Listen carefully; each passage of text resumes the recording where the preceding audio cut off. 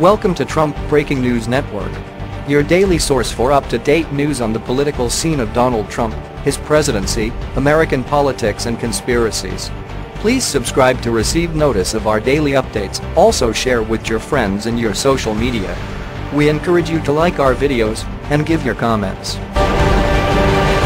This is TBNN. Boom, Trump admin. Openly targeting, deporting famous illegals. Two high-profile illegal immigrants who attained a degree of fame through their activism have been detained and/or deported by the Trump administration after receiving repeated stays in the past, the Daily Caller has reported.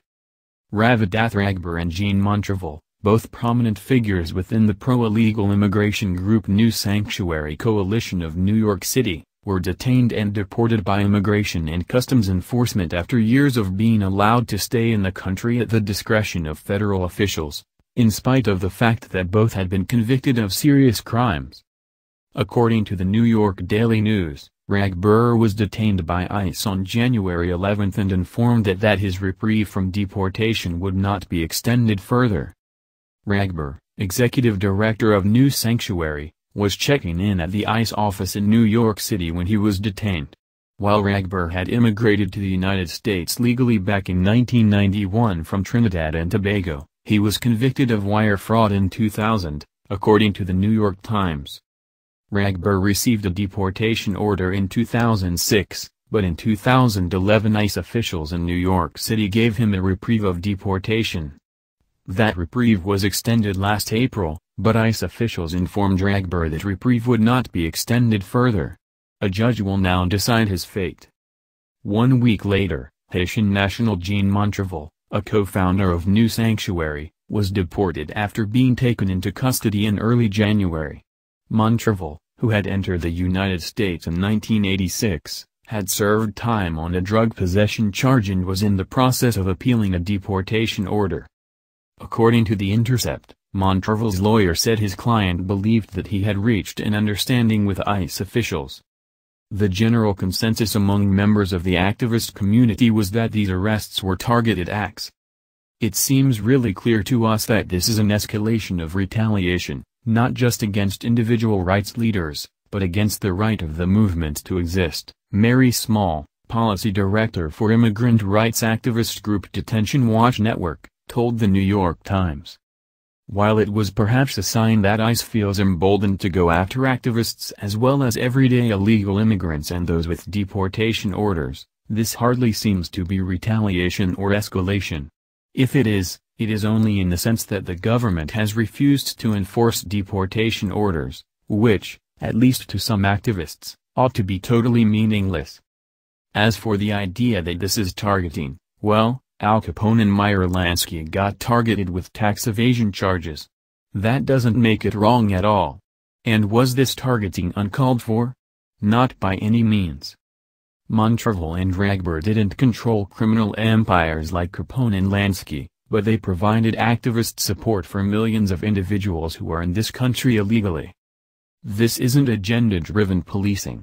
It isn't using the power of law enforcement to silence critics of the administration who've done nothing wrong. Mr. Montrevil and Mr. Ragbir made themselves targets. Not only did they violate the law, they brought attention upon themselves for doing so.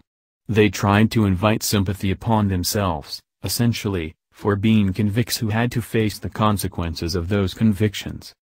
Montrevil served 5 years in prison and was sentenced to 11. Indicative of a case of drug possession that was far more serious than just getting caught with a bag of cocaine, no matter how activists wish to spin it. In fact, he was set to be deported under the Obama administration in 2010, but a fellow detainee with a fever delayed his removal, and then an earthquake in the intervening days made it impossible, according to the New York Times.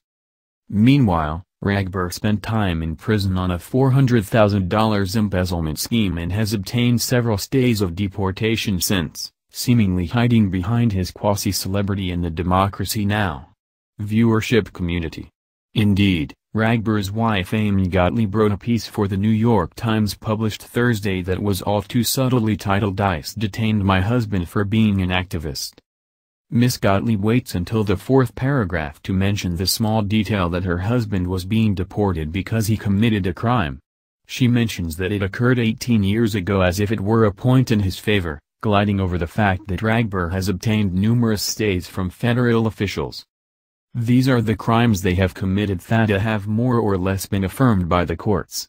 But these illegal immigrants not only claim it's their right to stay in the country after committing a crime, they claim it's more or less every immigrant's right to stay in the country after they've committed a crime. They made themselves some of the biggest names in the immigration debate, and when it comes to crime, the government is known to go after the biggest names. On a personal level, with all due sympathy to Mr. Montrevil and Mr. Ragbir and the disruption this may cause to their respective families, they are the authors of this mess. Montrevil and Ragbir aren't just innocent characters caught up in a web of nationalist intrigue, no matter how the press wants to frame it. Both committed and were convicted of crimes, something they knew or ought to have known would likely end in their expulsion from this country. Any pain and anguish caused to their families and those around them is due to them and them alone. Hiding behind the cloak of activism cannot and should not erase this. This has been the Trump Breaking News Network. Please subscribe and share to stay up to date on the latest news about our president.